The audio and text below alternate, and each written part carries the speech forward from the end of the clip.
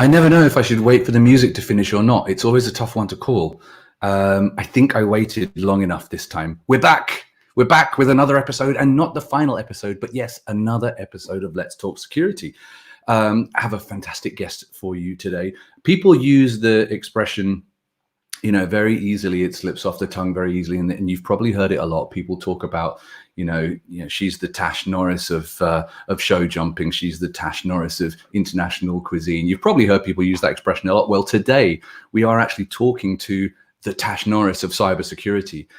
She is the head of cybersecurity at Moonpig. She is involved on the boards of various different cons like DevSecCon, like B-Sides Manchester. She has had a significant and productive career in cybersecurity so far, and there are many, many successful years ahead of her as well. Please welcome, ladies and gentlemen, the Tash Norris of cybersecurity. Hello. Hi. Hello. Nice to see you. Thank you for joining us.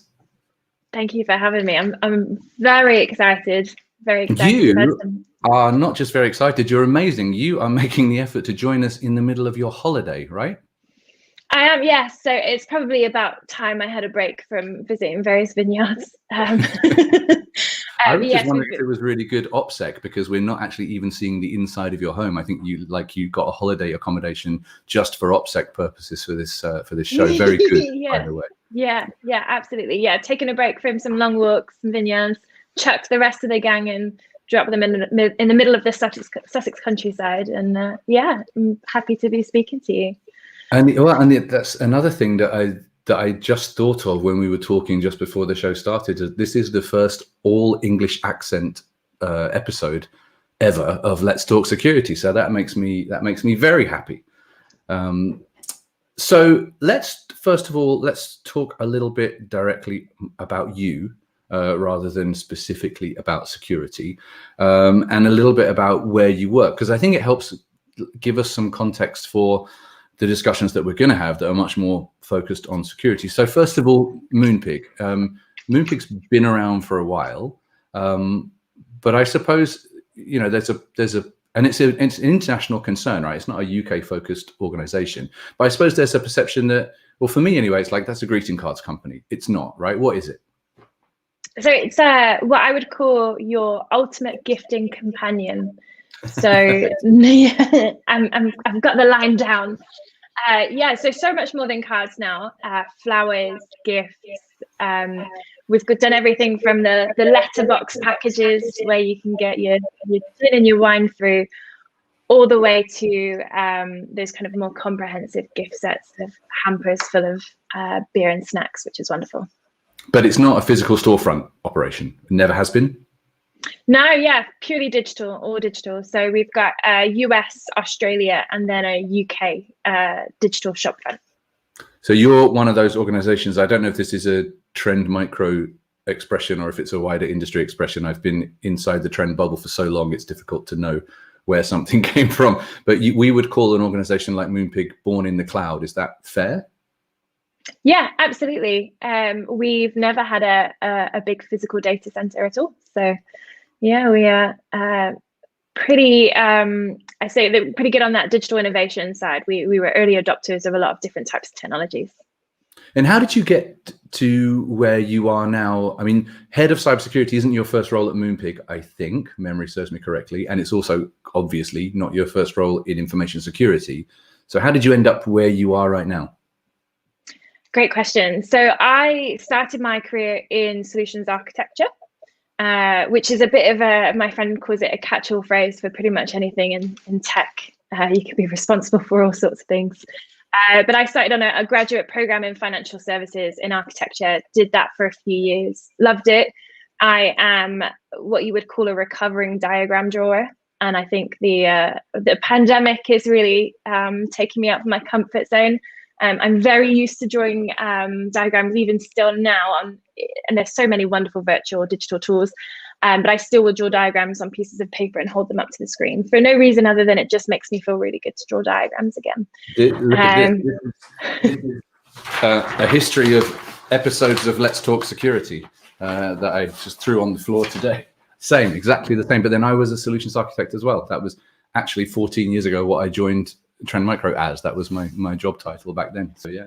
Oh yeah, I love it. And and I became really interested in cloud security, cloud architecture, in fact, to start off with. And I had a wonderful boss called Yusuf Blavins, who actually works for AWS now. And he spent a huge amount of time kind of cultivating that interest. And he, great forethinker, really embraced cloud and serverless and where that was heading. And it was still very early on, especially for financial services, a bit scary, especially for those companies that had invested so much of their equity in physical data centers around the world. And he spent a lot of time kind of cultivating that passion and that interest in me, and ultimately, as great managers do, released me to go to the security team. And I am still grateful for that. Then I started my career over in the security side, a bit of security architecture and a bit of, I guess, what you would call almost security consultancy to internal teams. So working directly with engineering teams, but this time, rather than as their architect, as their security person to, I guess, what had historically been in financial services is that person that says, no, don't do those things. Mm-hmm. That architect in me, I think, approached it very much of, let's get to yes, let's find out how, let's find our path. And I think then at that point in my career, having had that benefit of someone like Yusuf really pushing me to invest in the cloud side meant that even though I was early in my career, I knew much more about cloud security and cloud architecture than any of my peers. And ultimately, that's what helped me to advance, I think, much faster. And I had a number of different role types in financial services before eventually making that first hop, which is always so very scary. Yeah. Not just to another company, but to a different industry. So I went from financial services to e-commerce, and from very, very large financial services to this tiny e-commerce company, Photobox. And gosh, that was a shock to the system. So why was that? What was so? I mean, probably there are a million things, but what was the big? Was it culture shock? Was it technology shock? Was it opportunity shock? I don't know. How would you characterize that change? I think it was a mix of everything. I think I had worked in a company that was well established, both from a kind of process and methodology kind of perspective, all the way through to very definitive roles and responsibilities. And so it took me a while to realize that to progress the way I wanted to in my career, and I'm very competitive, I'm quite driven and quite passionate, and it made me realize after a couple of conversations with some wonderful mentors that I needed to make that jump to a different industry to really enhance my skill set and to be able to do more. And that's where the shock to the system came, where your roles and responsibilities were no longer so narrow. You had the ability to be much wider, to I guess get your toes into different types of activities. And again, for me, that's where I think I was able to shine a little bit more again, by trialing different things, learning what worked. You must have brought a lot of transferable skills though from the financial sector, because it's an e-commerce. E-commerce is at the heart of what you do at Moonpig. You must have brought a lot of regulatory knowledge and transferable skills, for example, from financial services, right? Or not? Yeah, absolutely. Both for Photobox and then Photobox and Moonpig used to be kind of one big company. They split off in half, and I went to the pink side, you might call it. Yeah, absolutely. I think the bit that I love about e-commerce groups is that there is the ability to develop and push to production fast, and the space to innovate quickly. And so there's a real drive to make sure that the security controls you have are automated. They're based on that ability to support and encourage innovation. And I think the bit from financial services that I brought that perhaps Photobox especially and Moonpig a little had was that I guess they were unfamiliar with some forms of what you might call security governance. And so that's something that we were able to bring across, which is an interesting journey in itself, introducing governance anywhere.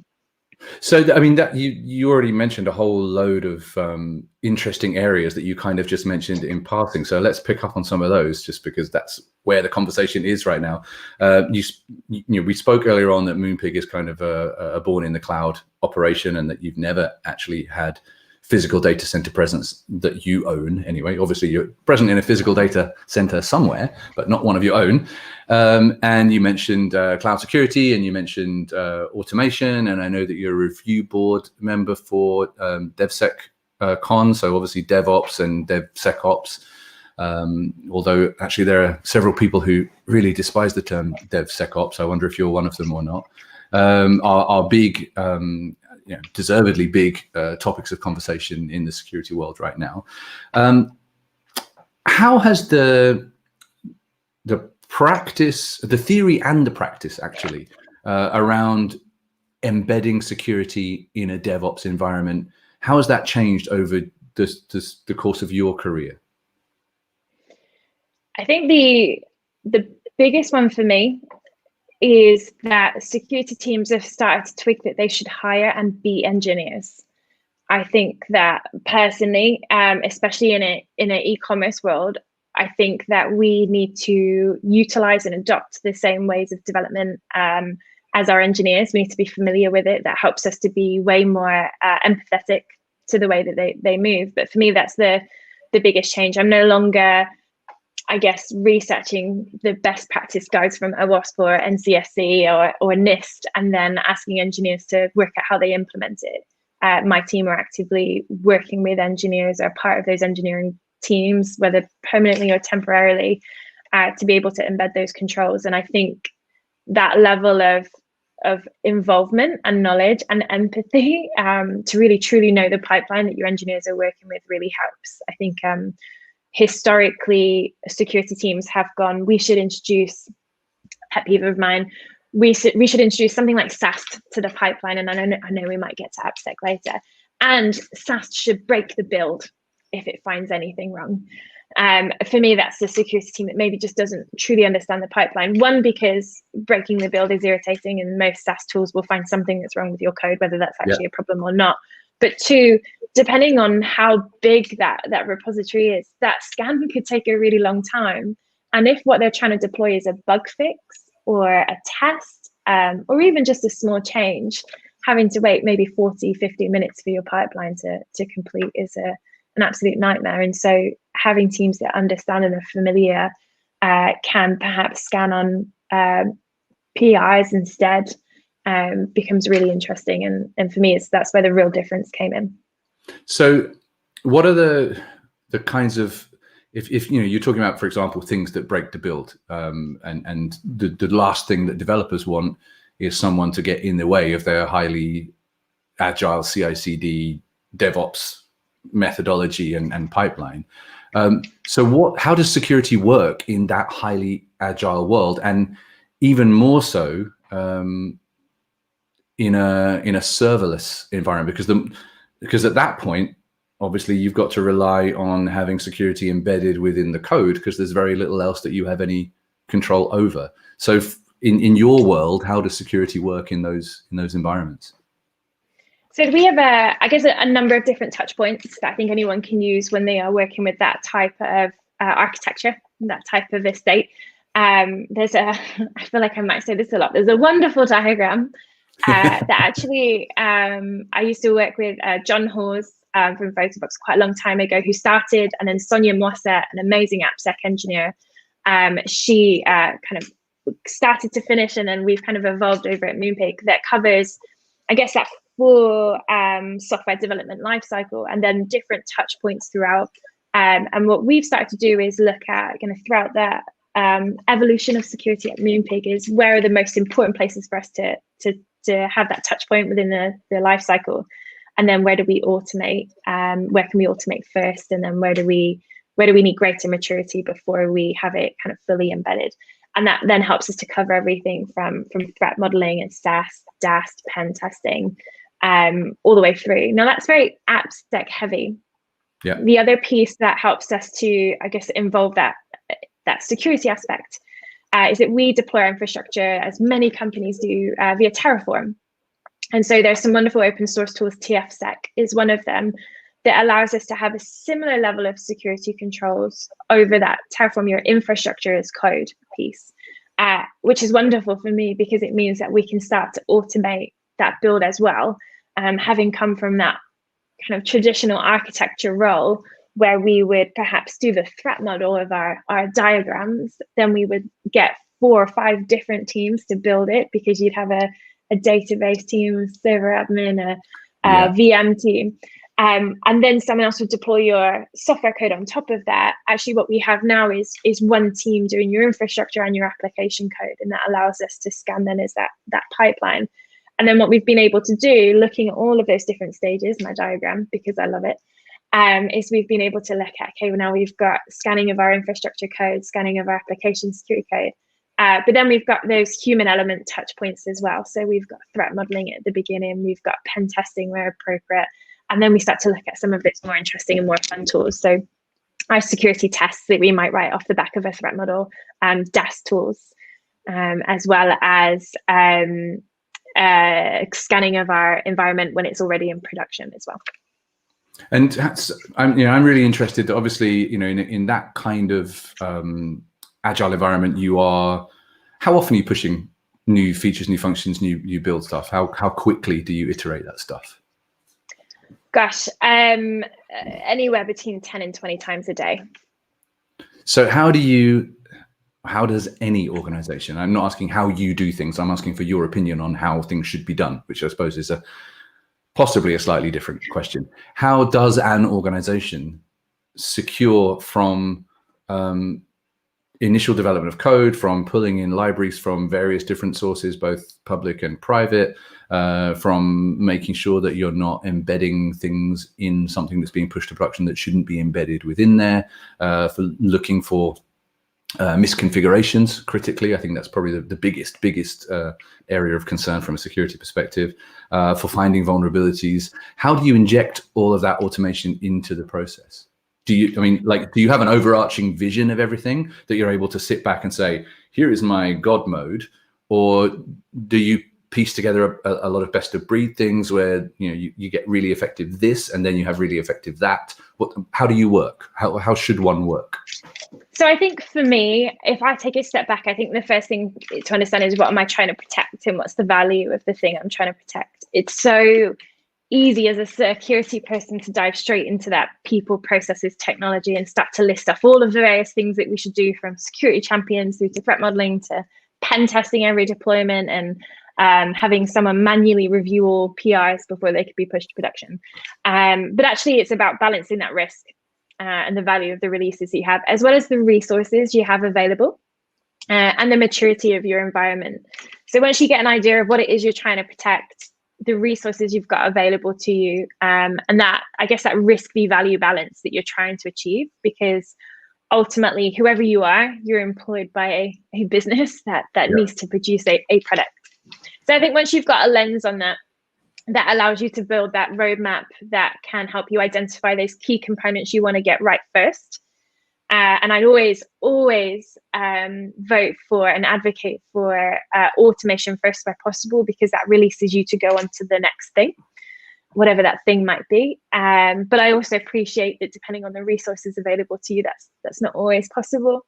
And so you identify those key components in your development lifecycle. And for me, that's from ideation, so not design, but from ideation. When your product team or your chief product officer or someone from marketing or HR or whoever goes, I want a recruitment website, or I want to be able to make recommendations to someone based on something they buy.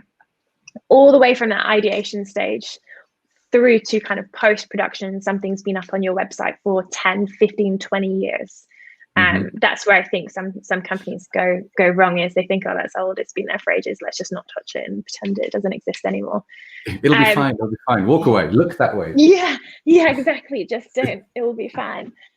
And I think once you have a handle on your important touch points where things have gone wrong before, that allows you to prioritize. For me, the bit that I historically have not always been part of the touch point for, and I've realized now is so valuable, I think, for anyone trying to secure their business, is that ideation stage.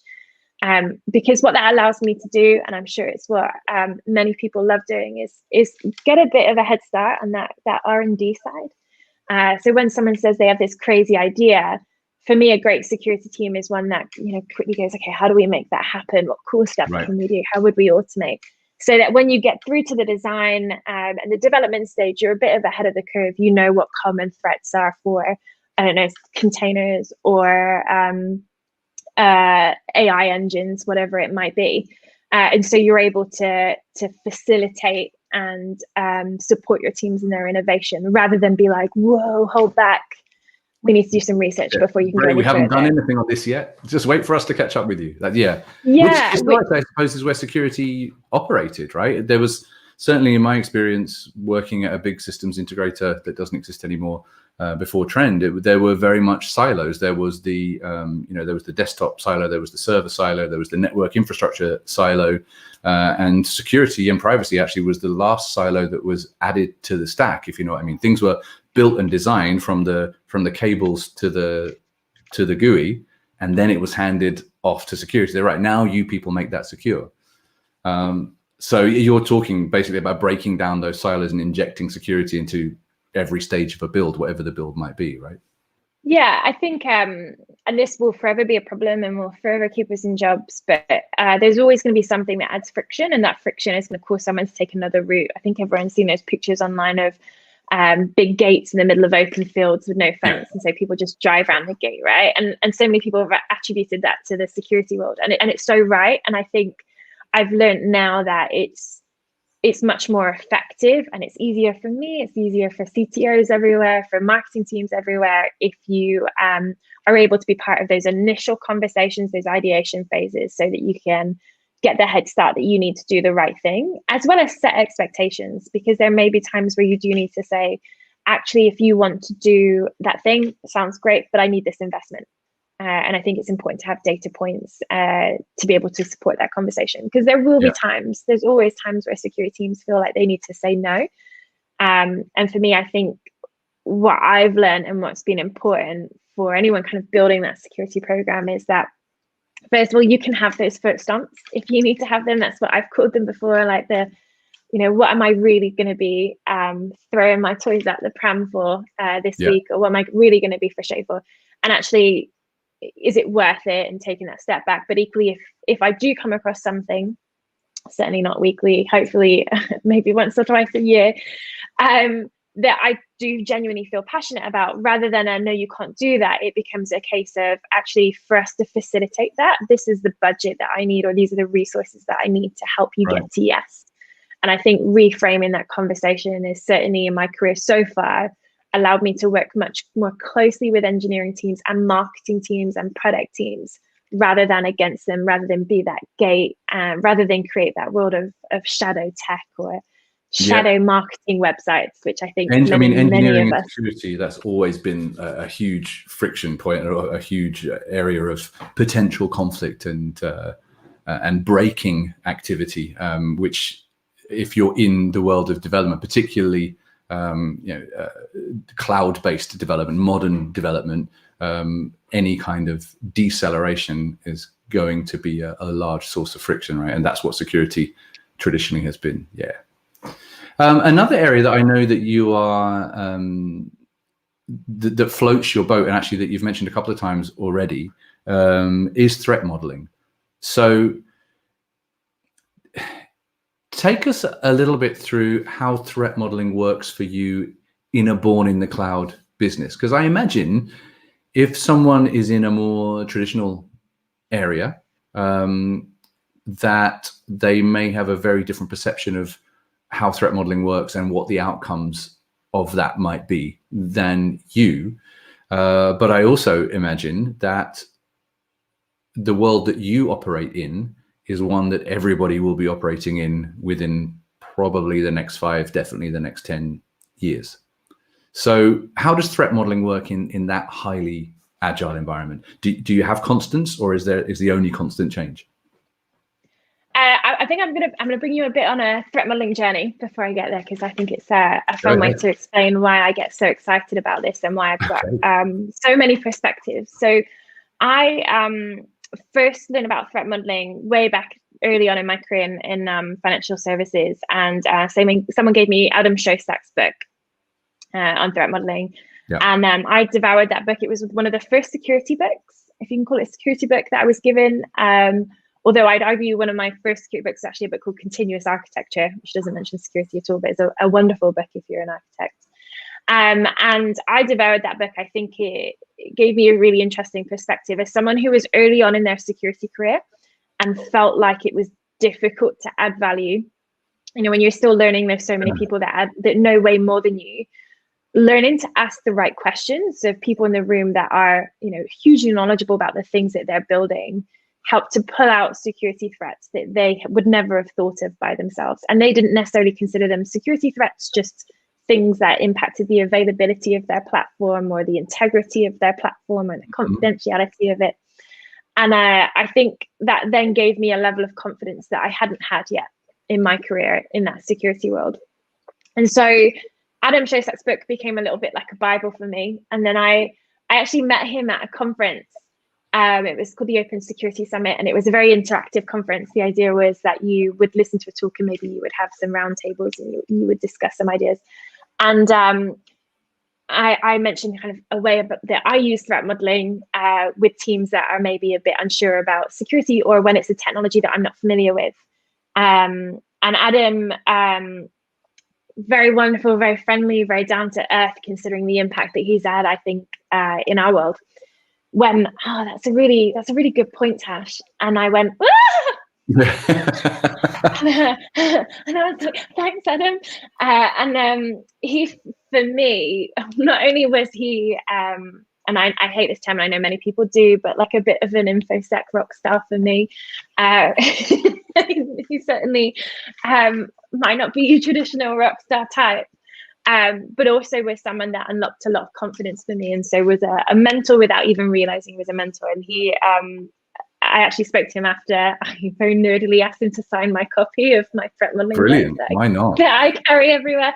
And he's actually remained an incredibly useful person to touch base with, and I've been lucky enough to be on a couple of panels with him. But he, I guess where I'm getting at here is it allowed me to ask the right questions that helped me develop in my career, and so gave me more and more confidence to realize the impact that we can have if you ask the right questions of people, even if you're not familiar with the technology stack. And especially in a world of cloud, of serverless, container-based technology, it can be difficult for people to keep up to date with all of the various threats and issues. And threat modeling isn't just about those niche security problems that you might find on various Twitter threads or Telegram channels, whatever.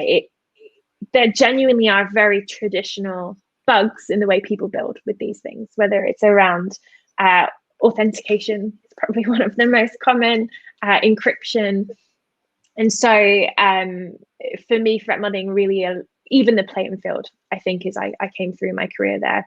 I don't think I do it any differently for these new types of technologies, other than perhaps I and a guy called A.V. Duglin helped me to kind of do this. If teams are struggling, which many teams do the first time they do threat modeling, is I ask them to think about what would remove the value of what you're trying to do. So rather than kind of throw confidentiality, integrity, availability, or any other type of kind of security or architecture phrase, more esoteric type terms, right? Like, what does that even mean? Yeah, I've tried to take a step away and a step back from that, and I think AV does this really well. And just get teams to think about what's the value of the thing you're trying to do. And this is where product owners become really powerful for me and really important, and scrum masters too, or agile coaches, whoever you've got that's been a part of that team. They'll be really close to the value that they're trying to achieve. And so asking them the threat modeling questions, rather than what can go wrong, what removes the value of this product, like what would make it terrible for customers? And they might say, if they couldn't place an order, and you're like, okay, cool. What are the different things that could go wrong that could stop you from placing an order? And that's where your engineering teams, like, it becomes a more useful language. And that's when you can really get into the threats that you might have struggled to get if you just said, okay, everyone, tell me what could go wrong with this architecture. So for you, it's very much a people in the room, round the table conversational exercise to begin with before you formalize the whole thing. But yeah, it's about getting people to verbally express it, like a brainstorm. Yeah, absolutely. And I think approaching it a bit more informally, almost as a chat first, really helps. Then you can kind of get into that diagramizing piece where you kind of step through the different stages of your architecture, whether it's a data flow diagram or pure architecture, which you can still do with your serverless stack. I just talk about services rather than specific Lambda functions, although you can go there as well if you feel like you need to do an architecture or infrastructure based threat model, which is definitely my love and my comfort zone. Maybe talk about services, that's where it gets a little bit more interesting. But you can also, that's where you step through your architecture. But for me, having those kind of informal chats first has been really powerful. The other way I've done it, especially more in the virtual world, is I've taken just the product owner and just the lead engineer aside. I've explained the value of what I'm trying to do, how it would work. I've got them to kind of almost have a little go of a threat model, just one-on-one to coach. And then I've gone into the group room with two, what I would call kind of champions or advocates in the room that have then been able to help that process go along nicely. So you actually, at Moonpig, I don't know, I was going to say you walked into a really fortunate situation, but maybe you don't see it that way. So I'm quite happy to be totally contradicted. But you had the opportunity to build up the team that you now have effectively from scratch. So I suppose, firstly, was that a really fortunate situation to be in? And secondly, how did you approach building an entire function that didn't exist before? Yeah, so I am incredibly lucky to say that I've been able to pick every team member that I have, and I'm not only lucky to pick them, but I'm lucky to have them. But yeah, when Photobox and Moonpig split, there's one security team for the Photobox group, and there was a number of choices to be made where people could choose which side they went to. And Photobox was the comfort. That's where we'd all been kind of hired into. That's the architecture we knew. I had, was still being challenged to make sure I didn't sit in comfort. And that's certainly something I would ask the audience to take away is don't sit in that comfort space for too long. You don't grow a whole lot there. And so I went over to the pink side, as I've called it, the Moonpig side. And I was the first security hire. So I was lead engineer at Photobox. I've had quite the journey up. Lead engineer at Photobox, moved over to Moonpig as head of product security. And this, a slight aside here, really important for me. We've stopped calling it AppSec because in our world of cloud, of the way that we engineer now, full stack engineering, there isn't really an AppSec and then a CloudSec for me. There's just one product, there's one stream. And if you try and separate them out and have two different teams, I think there becomes way too many touch points with engineers, with each other, conflicting processes potentially, some challenges. So we created I was head of product security, although again, I was the only person in the whole security team. Oh, did we lose you, Tash? Oh no, you're back. Oh, sorry, I'm so sorry. So that head of product security role for me, is that where we got to? Yes, perfect. Was really important for me to be able to encapsulate the things that we do, our product, our web and our mobile. And so I joined as head of product security, and we had to hire a CISO. That was the first thing we did. And so I worked with the CTO and said, please let me interview the CISOs. I was like, I know I'm very below. Cool. But I was like, that's where I want to go. That's the role that I want to have. And so can I interview for them?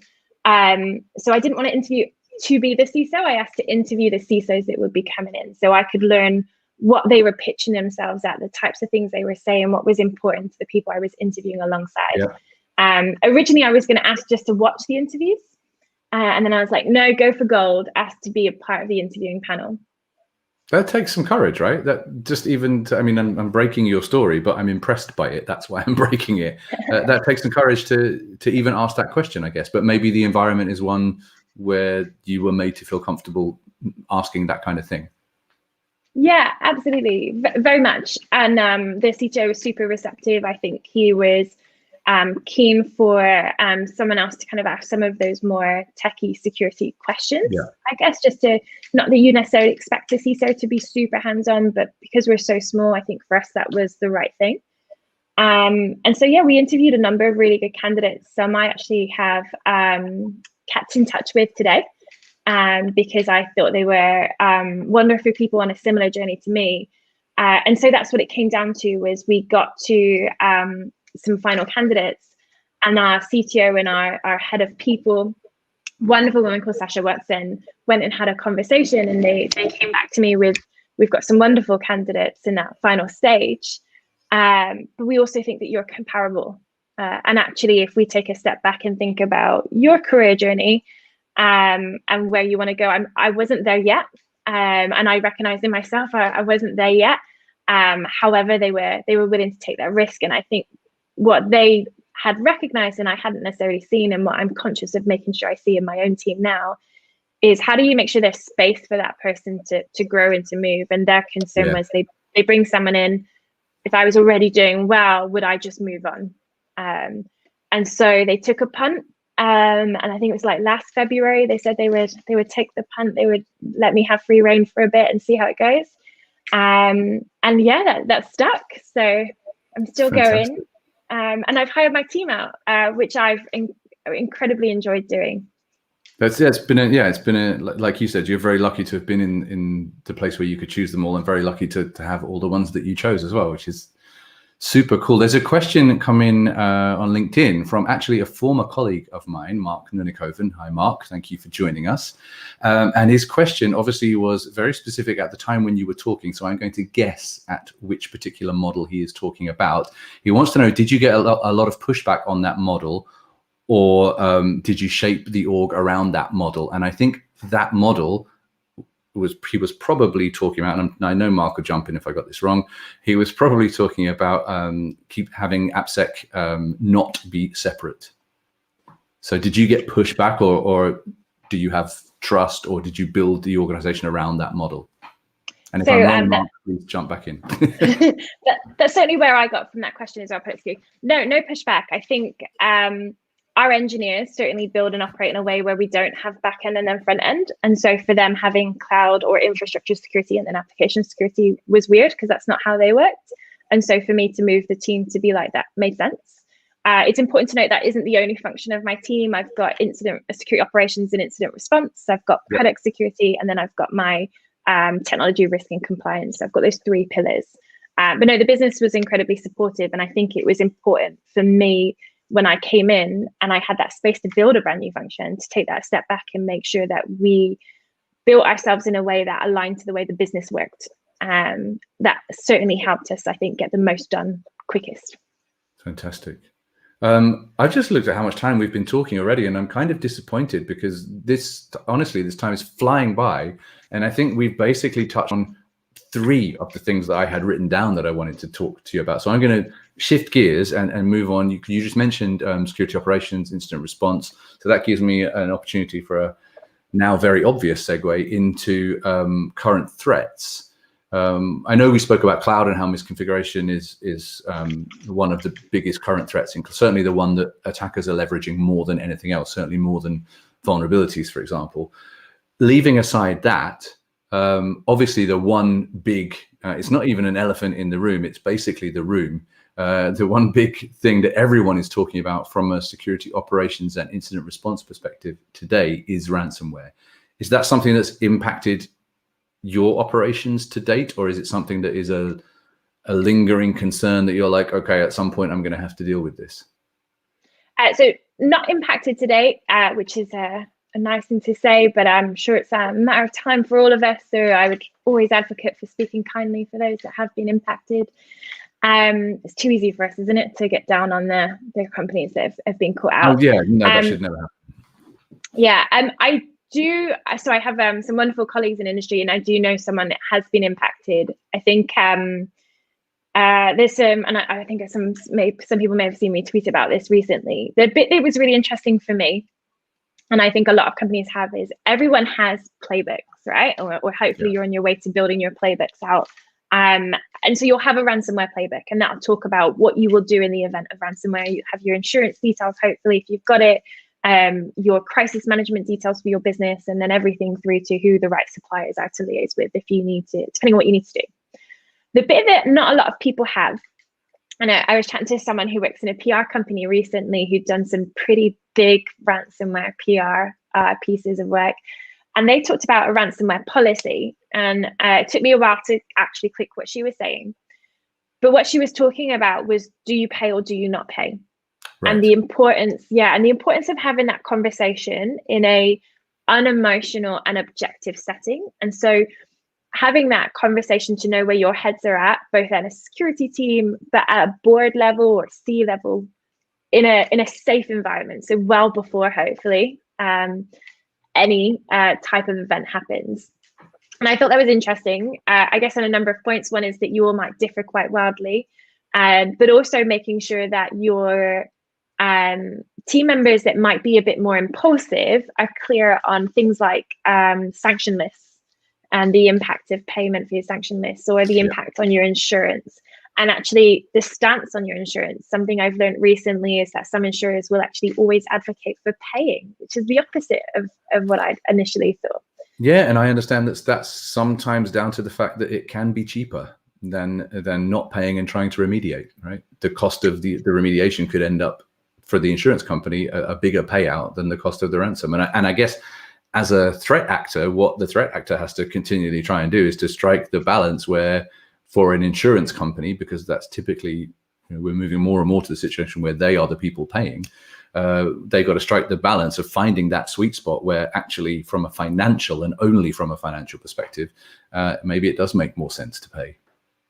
Yeah, and I think what's interesting there for me, there's two parts. One is you've got that colonial pipeline situation where you pay, but then the decryptor tool actually takes so long that you end up having to restore from your own backups anyway. All the way through to the, if you pay, what are the PR and ethical implications? A lot of companies now have environmental, social, governance style mandates. And so actually payment of a ransom might well go up and against a lot of the public stands that you might have made. And so, in and amongst all of those pieces, hey, one, would it get us up and running faster? To what are the kind of PR and ethical backgrounds through to it, all the way through to actually, if I'm in that situation and that highly emotional, I imagine, highly fraught, highly tense, actually, is it easier to just pay and be done? And that payment and be done often for some of these ransomware crews isn't just get your system up and running, it's the confirmation, if you will, of that they're still not going to release that data publicly, or they will delete. Not that your regulator might agree. And so for me, that idea of this ransomware policy posed by this PR team, to have those conversations, to really understand where you stand personally, where your board stand, where your policies, where your insurance team stands, when you're not in that situation of, was a really interesting point, and one I hadn't previously thought about. And you get to apply all of your threat modeling knowledge to that as well, if that's something that you're going to do within your business, right? It's about getting the right people around the table and saying, okay, this is our standpoint, this is our stance, this is, we do or we don't pay. But then you get to say, okay, so what is the potential impact of the stance we've adopted? What does that mean for the business? And then the gap analysis that says, okay, so what do we have to change as a result of agreeing that that's what we do, right? Yeah, which is really interesting, because you get into this world, which I love, of threat modeling an idea or a policy or a process, rather than just threat modeling a product. Yeah. And you're absolutely right. You step through of what can go wrong. Would we end up paying someone on the sanction list? Would you have even been able to attribute the attack to a specific attacking group or region so early on? What does this do for my insurance premiums? All of those types of things. Yeah. So what's your stance on, and feel at liberty to tell me to shut up, because I'm used to it.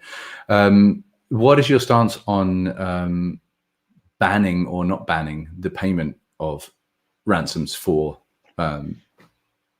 ransomware, for digital attacks? So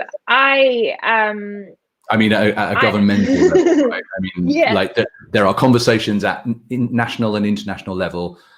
Should this practice, the fact of paying a ransom, should it be made illegal? Should it be criminalized? I'd love to say yes. However, the skeptic in me doesn't think it will make the attack type go away. And actually, I think it will put the focus or criminalize the wrong people. So I'd love to say yes. I think that it's important to drive the right behaviors. I think criminalizing at this stage we're probably not ready for that, both as an industry from a maturity perspective, and I honestly don't think our attackers would be put off by that. Yeah. But I do think that it's important to maybe think about what other types of things can we do to, I guess, to both dissuade companies from paying. So what support can we give? What advice can there be? They're free. I think the cyber helpline does some great support and some work for free for people caught up in this. But yeah, I'd love to say yes, and I know Lisa Forte out there will be like, make it a criminal act, ban it, we should never pay. But I feel like I feel like that should be answered by someone who's been in that situation, that's been in the heat of it, that has really experienced it. Well, and what if that's your only option, right? If literally your choice is pay the ransom, if you're a medical institution, for example, and the choice is pay the ransom or potentially have people die, it's not much of a calculation, is it? And if you make it a criminal, anyway, that's a big moral conversation. Yeah. Staying on the topic of ransomware, we have another question coming on LinkedIn, which is quite specific, but I'm interested in your view on it. Maybe thinking about your own environment, and because that's the one that you're totally familiar with. How can we, or how would you hope to be able to detect a ransomware attack before it gets executed? I guess the question was before it gets executed. I guess before encryption happens. So I had an interesting stat recently. I wouldn't quote me on this because I'm sure 100% of all statistics are wrong. But something like an attacker will sit in your environment for around 60 to 70 days before executing their payload, whatever that payload may be, and in this case, ransomware. There's a number of reasons for that. They might want to get a handle on the size and the value of the data you have so that they can more properly quote you for the decryption process. Yeah. It may be that they are trying to establish other avenues in and out of your business. I think it's important to recognize that if you pay the ransom, that doesn't necessarily mean they're going to go away and not re-ransom you like further down the line. But there are some great, if we think about someone sitting in your network for a period of time before they execute, then for me, EDR technology becomes really important. Good network monitoring, so intrusion detection, intrusion prevention tools. And I guess before you get to all of that, logging and monitoring is really important and not to be underestimated. Really baseline your traffic, understand what your network traffic looks like, your application traffic should look like. Alongside that, then EDR space, where we might get into some of that machine learning piece where you can start to recognize those attacker TTPs or tools, techniques, and processes, and the characteristics of some of our attackers that might help you to then identify and isolate that traffic or quarantine that traffic, to use a more on-trend language for that. It's for me, it's I agree fully with everything that you just said, and that's really the reason for, in my mind, the rise of the XDR market segment, for want of a better term, right? Because it's taking all of those different things that you just spoke about, logging and monitoring, network traffic, and the endpoint of EDR, bringing them all under that umbrella of extended detection and response, being able to say, okay, I need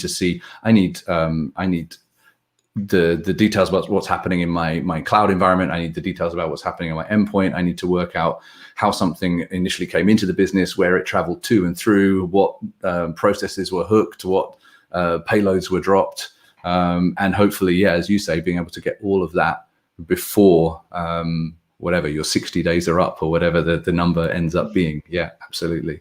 I hope that answered your question. Thank you for asking.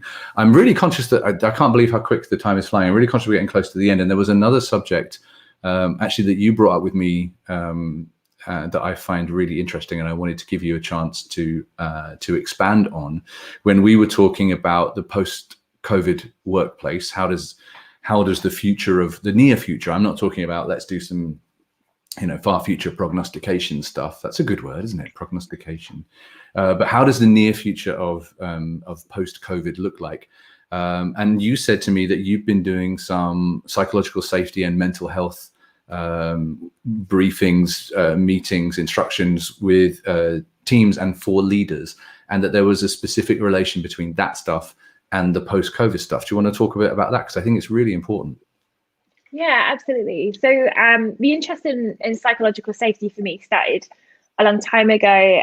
Anyone who was in, I think, one of the first cyber house party panels might have heard me talk about my box being full.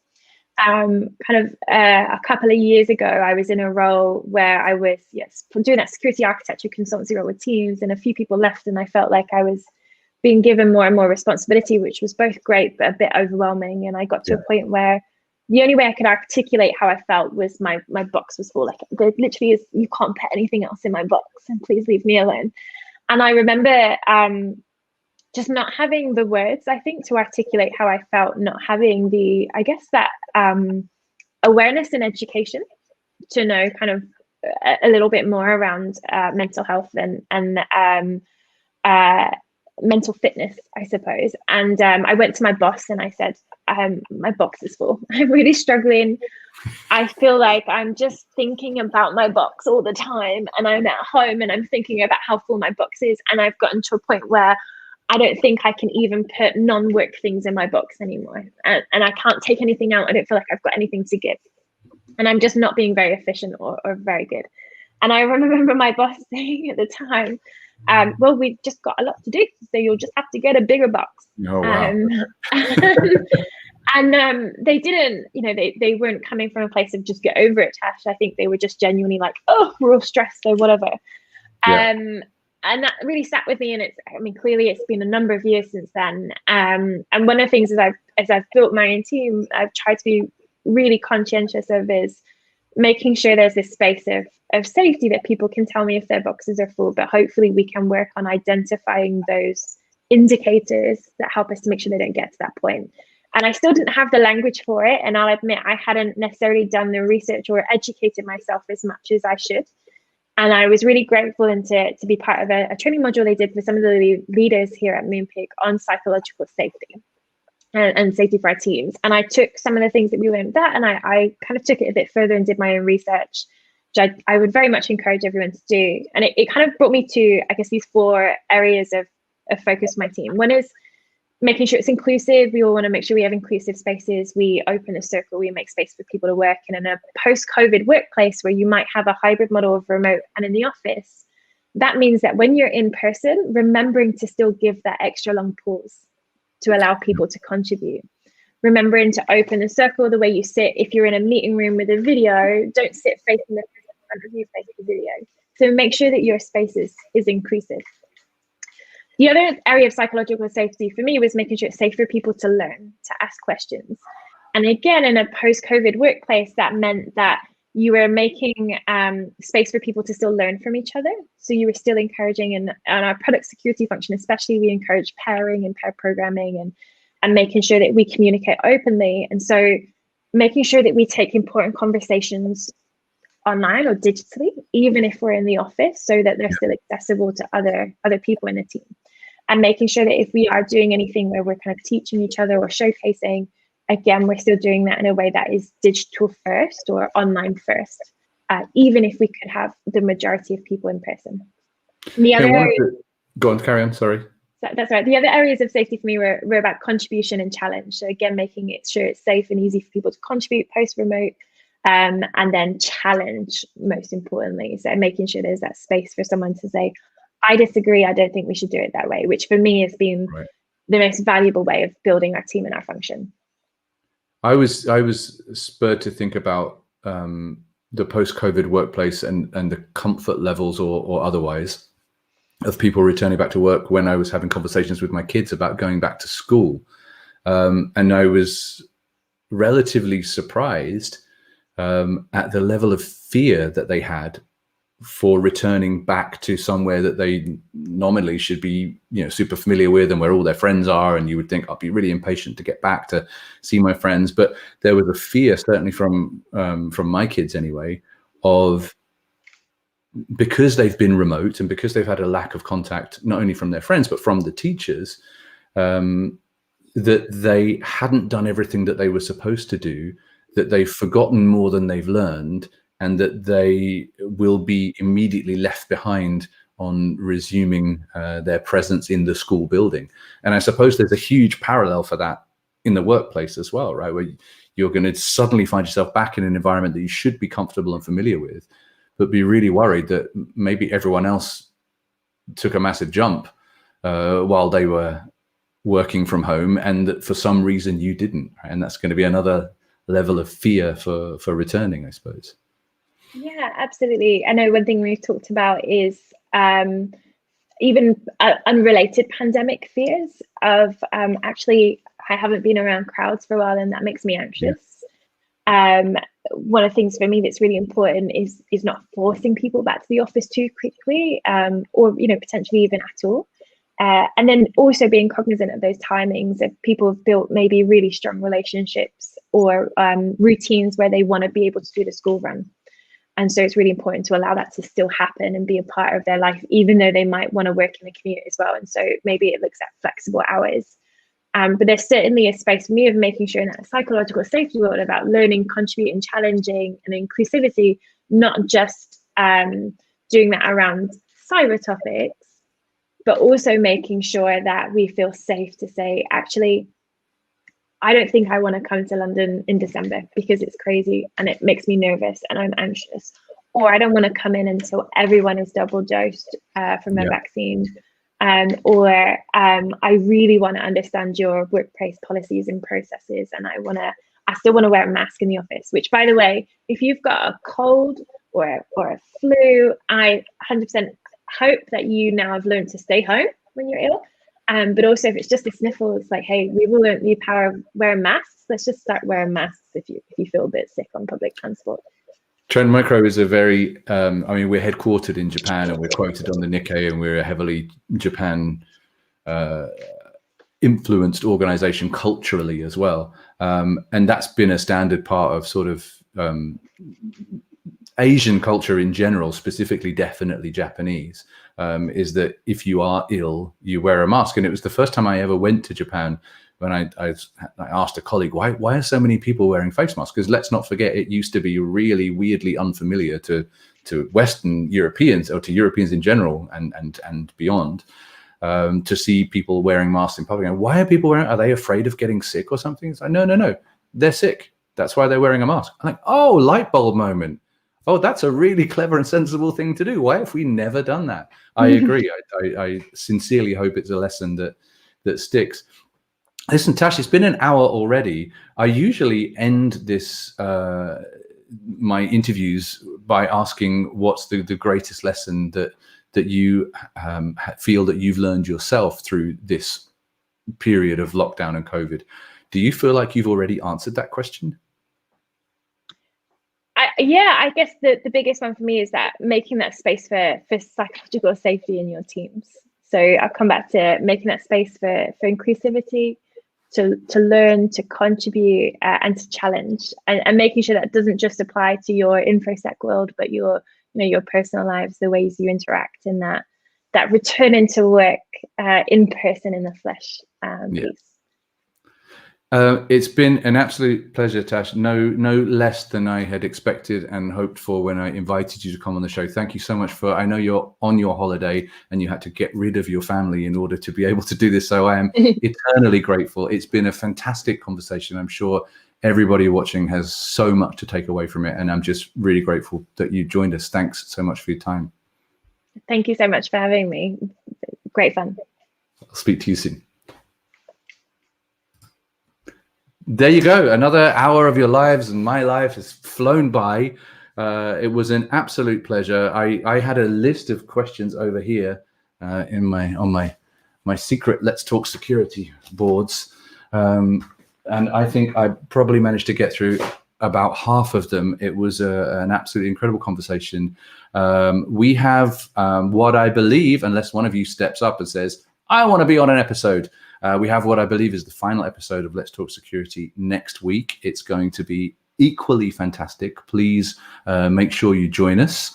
For now, I want to once again express my thanks to the Tash Norris of cybersecurity for joining us, and wish you all the best with the rest of your day. I have been Ron Burgundy, and you stay classy.